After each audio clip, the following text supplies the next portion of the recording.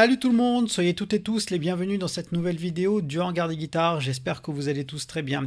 Aujourd'hui je vais vous faire un petit compte rendu du salon international de la lutherie guitare qui avait lieu les 11 et 12 septembre 2021 à la Cité à Toulouse. Donc il y avait les éditions précédentes, j'ai jamais eu l'occasion malheureusement de pouvoir m'y rendre. Là c'était le bon moment, l'occasion pour moi de revoir des collègues que je connaissais déjà, de faire de nouvelles rencontres.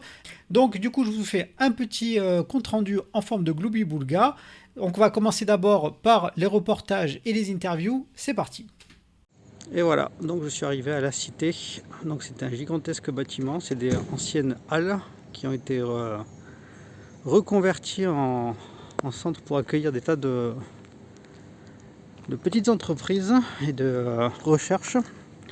Et donc moi, là où je vais, je me rends par là-bas sur le côté. Parce que c'est là où je vois qu'il y a plein de people. Et je dois aller demander une certaine Julia. On va voir ça de suite. Moi je suis rentré en avant-première. Tadam, voilà. Bon, je suis pas exposant mais j'ai le tout comme. Et donc j'ai rencontré Julia qui m'a bien aidé. Là-bas derrière, donc c'est le centre dans lequel il y a tous ceux qui font partie du staff de la presse et compagnie qui vont être en place. Et puis il y a déjà des personnes qui commencent donc à continuer à s'installer régulièrement. Donc je vais vous montrer tout ça petit à petit, les pédales, les guitares et peut-être même il y a des amplis, on va voir ça. Bon, vous me connaissez, moi c'est plutôt le son moderne qui m'intéresse, donc les guitares électriques, les amplis, les effets, et beaucoup moins les guitares classiques et acoustiques.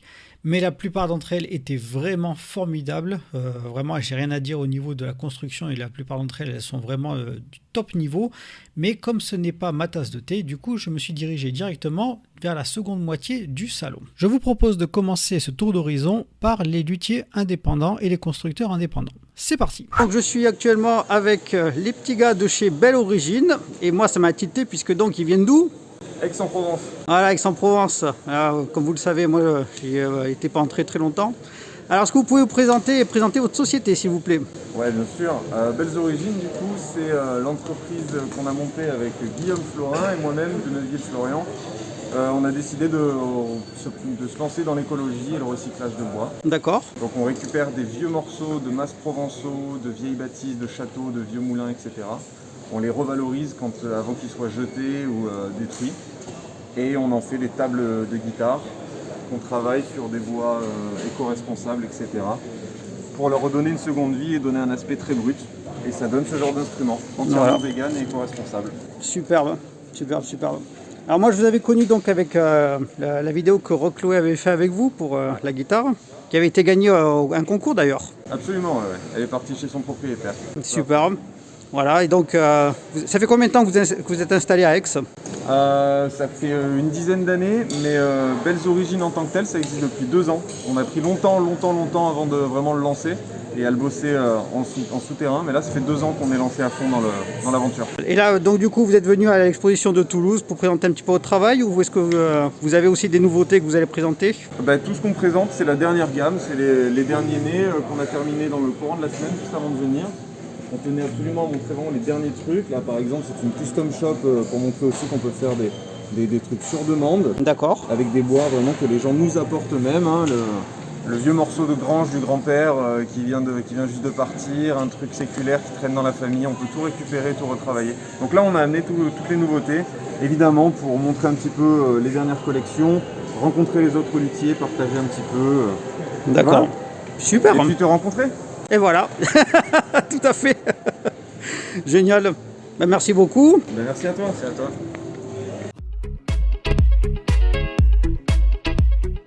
Un exposant que je découvre parce que tu viens d'un autre pays, toi. Oui, je viens du Portugal, de Lisbonne. Du Portugal. Alors, est-ce que tu peux te présenter rapidement? Moi, je suis Adriano Sergio de Ergon Guitars. Moi, je fais des guitares, un mélange entre une sculpture et des instruments. Oui. Mais ils sont vraiment acoustiques. J'aime bien le son acoustique des guitares. Le son acoustique, d'accord. Ouais. Et voilà. Quand est-ce que tu as commencé la lutherie? Je travaille avec des guitares, ça fait plus de presque 30 ans. J'étais guitare technicien de Ozzy Osbourne, de Colin James Dio, Type O Negative. J'étais musicien au Portugal. Je commence à faire mes guitares, ça fait 7 ans maintenant. 7 ans Ouais. que tu fais donc tes instruments, d'accord. Ouais. On va voir un petit peu ce que tu prépares parce que franchement c'est super beau. Oh là là là là. Ah là là. Ah là là, c'est super beau. Là, Je fais tout à la main en fait. regardez-moi ce grain. Regardez-moi ce grain. Oh là là là là. Superbe. Alors qu'est-ce que c'est cet instrument?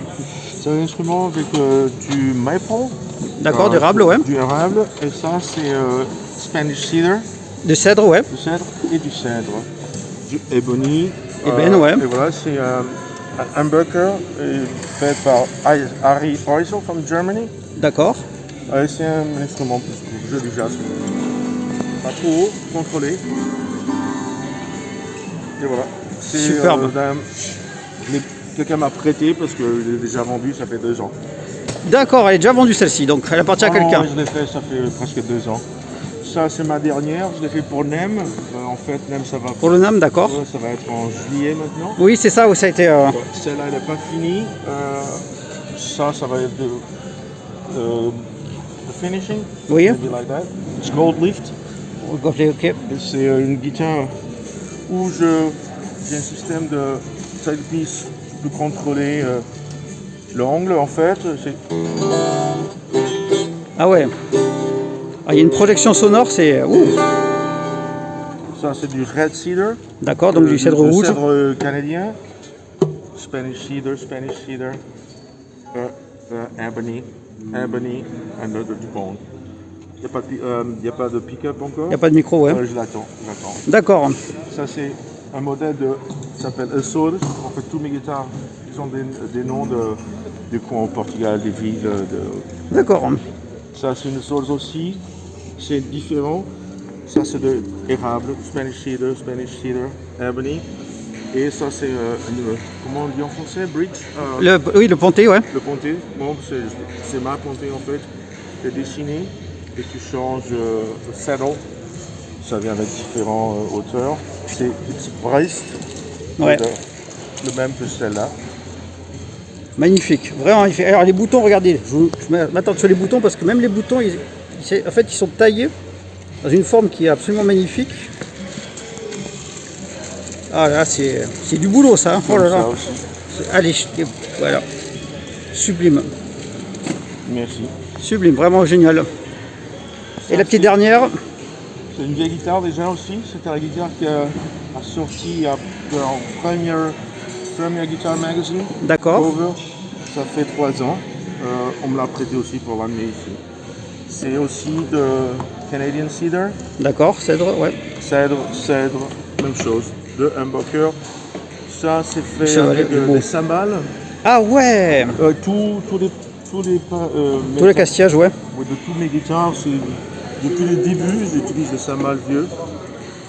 Ah mais ça c'est l'idée ça. Et ça, c'est volume, tone. Ça construit. Sélecteur, voilà. C'est plus électrique, c'est pas aussi léger que l'autre. Ah vraiment, ouais. Très Ça beau. s'appelle Mesre. D'accord. Ouais, pour le surf au Portugal, c'est un peu inspiré à ça en fait. La mer, le surf. Super beau. Merci beaucoup. Génial. Et donc comment tu as connu le salon? On m'a invité, le salon m'a invité. Voilà. C'est le salon qui t'a invité. Bah écoute, belle découverte en tout cas. Je suis ravi de connaître tes produits et toi Merci aussi. beaucoup. Donc pour ceux qui cherchent, voilà, Ergon Guitars, vous pouvez regarder sur internet tout son travail. Et en tout cas, merci beaucoup d'avoir fait la petite bafouille. C'est super sympa. Merci beaucoup.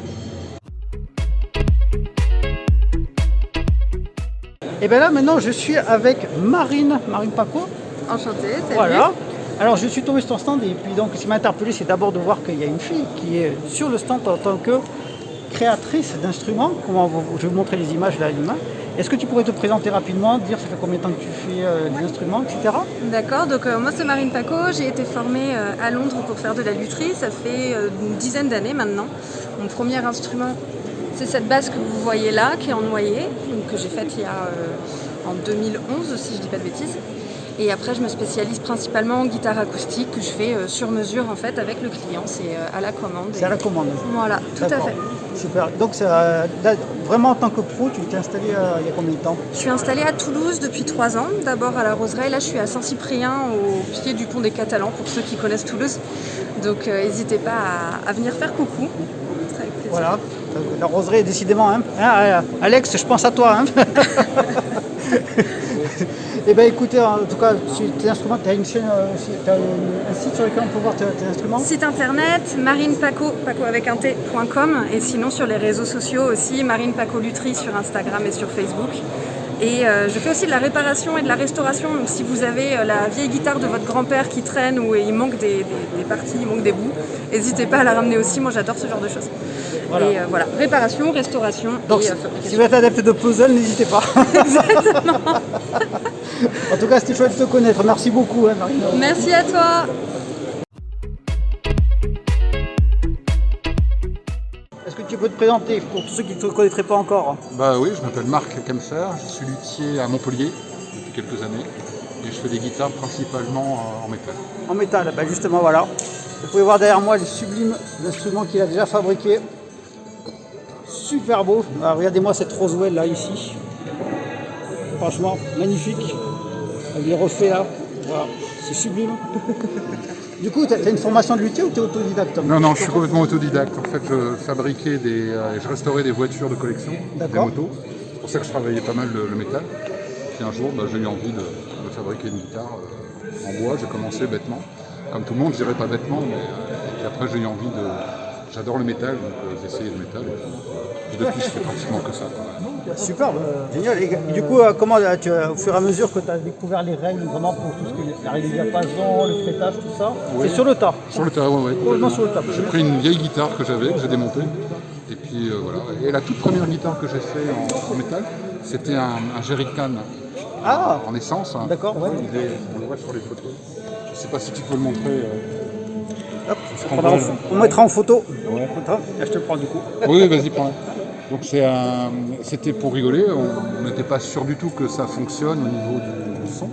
Et en fait, on s'est rendu compte que le métal avait des propriétés acoustiques assez intéressantes. Tout à fait. Et donc je me suis dit, pourquoi pas faire des vraies guitares, même si celle-là, elle fonctionne. Hein, oui. La personne à qui je l'ai fait joue avec, il est sur scène, etc. Génial. Donc voilà, je me suis dit, maintenant, je vais faire des guitares en métal avec des formes pas forcément originales, mais des matières différentes. Donc j'ai de l'inox, j'ai du métal gravé, oxydé, avec plus ou moins d'oxydation, on va dire. Tu fais du travail avec l'acide ou c'est avec des machines? Non, c'est des machines, c'est des petites fraises, genre fraises de dentiste. Et après, c'est des traitements chimiques. Alors j'utilise du vinaigre, du sel, des produits pour les fusils aussi.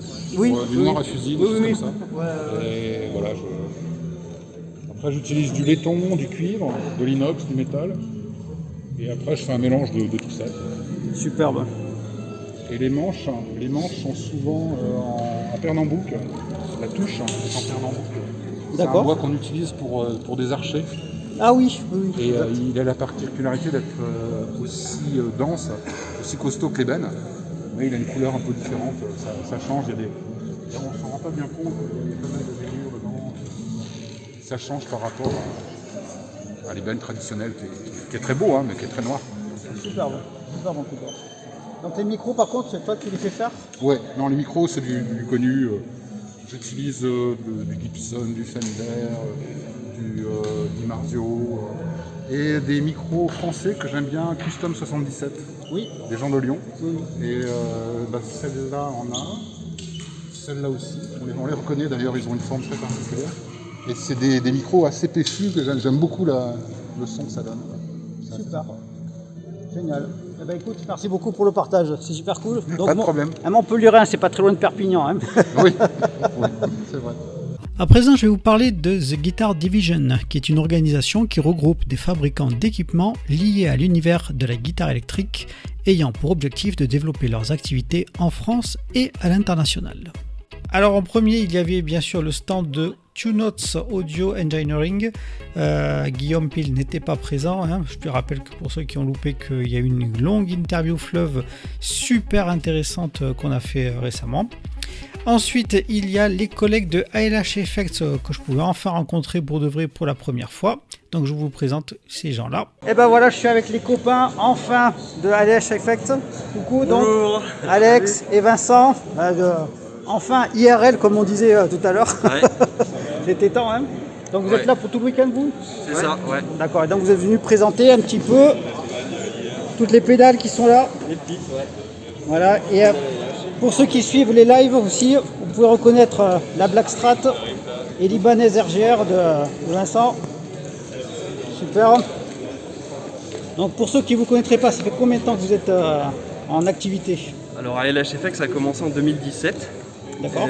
Donc j'ai lancé le projet à ce moment-là, Vincent m'a rejoint en 2018. Et voilà, depuis on fait avancer notre projet, on sort nos pédales d'effet, on avance quoi. Voilà, parce que vous faites donc des pédales d'effet artisanales. C'est ça, voilà. C'est des pédales d'effet fabriquées à la main dans notre petit atelier dans la région de Nantes. Et voilà, faites avec beaucoup d'amour et de passion. Voilà. Et pour ceux qui ne vous connaîtraient pas, donc vous avez un point commun dans tout votre matos, c'est tout ce que vous présentez, c'est quoi? C'est qu'on est inspiré par le son de David Gilmour et de Pink Floyd. Principalement, d'accord. Principalement. Et donc vous faites des copies conformes du matos qu'il avait ou vous mettez une petite touche personnelle après dans ce que vous faites? La marque a démarré au début des copies conformes, un petit peu pour se faire la main et pour créer l'identité. Et maintenant on se permet des réinterprétations, des améliorations, modestement si on peut améliorer certains modèles mythiques. Mais ouais, on essaie d'apporter une petite touche de modernité et puis un peu d'innovation dans tous ces sons de légende. Voilà. Génial. Et là, vous faites pour l'instant que des pédales ou vous allez faire aussi d'autres types de matos? On fait des pédales, on fait aussi des câbles patch et puis peut-être faire des micros un jour. Ouais, on va probablement relancer, je sais pas si c'est une exclue ou une info. Genre exclu le hangar des guitares, on va normalement relancer une série de micro strat.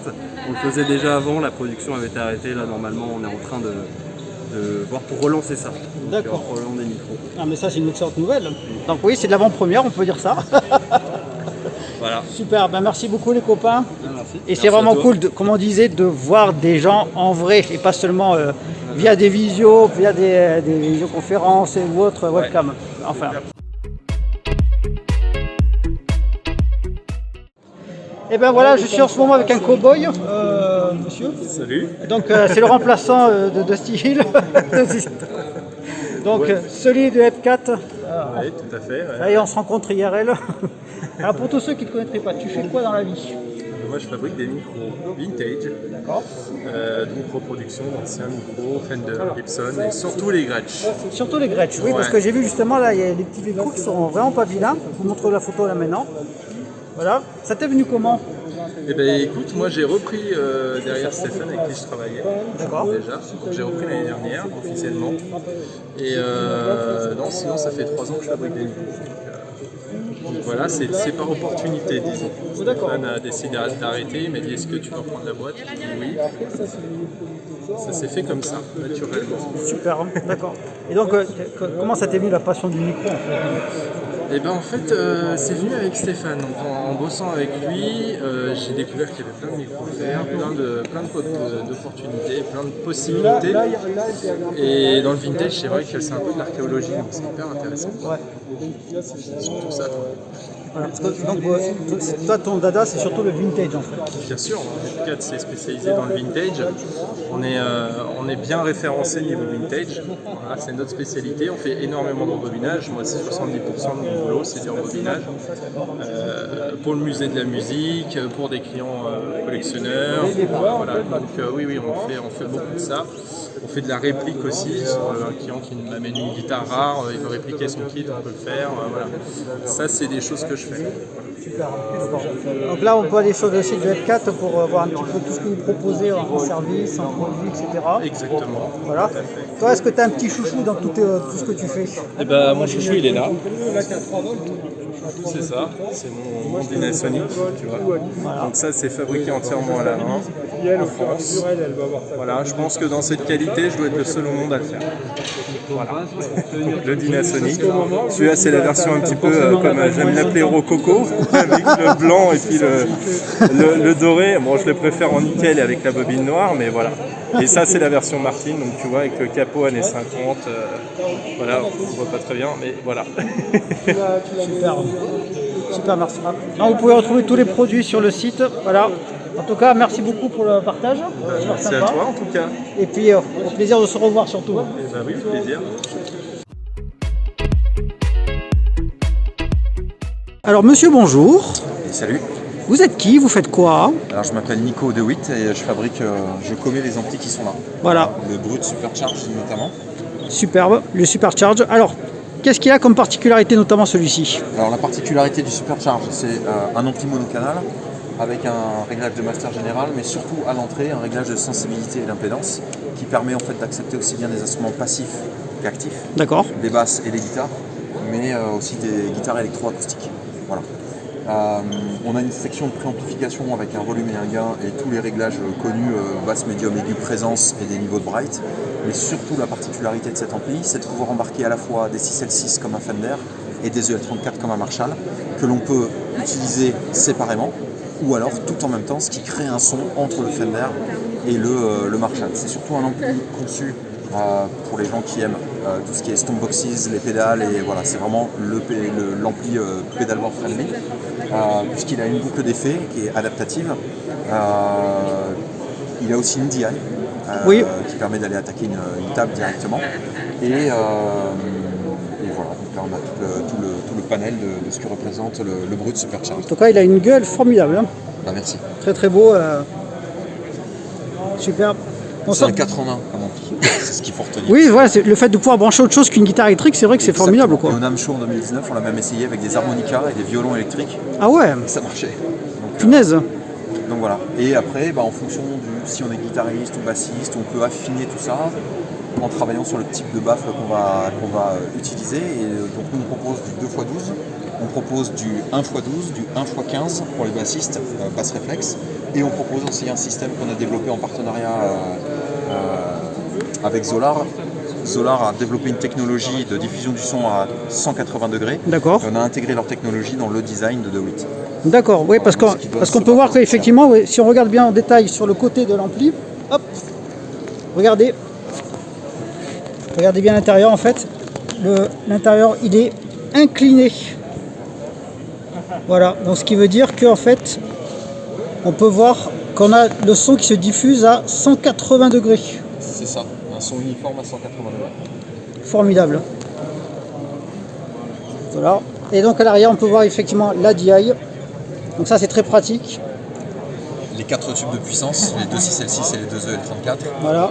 Regardez la taille des transformateurs surtout. C'est ça qui m'a choqué en premier, en bière. Qui sont bobinés spécifiquement pour cet ampli-là. C'est pas des amplis du commerce, en fait. C'est pas des transformateurs du commerce, c'est des transformateurs qui ont été développés pour la tête. Parce que ce soit le transfo d'entrée ou de sortie, ils ont une importance capitale sur le son d'un ampli. C'est pas juste des cartes électroniques ou de l'assemblage à un ampli, c'est aussi du développement pour celui-là de A à Z jusqu'au transfo.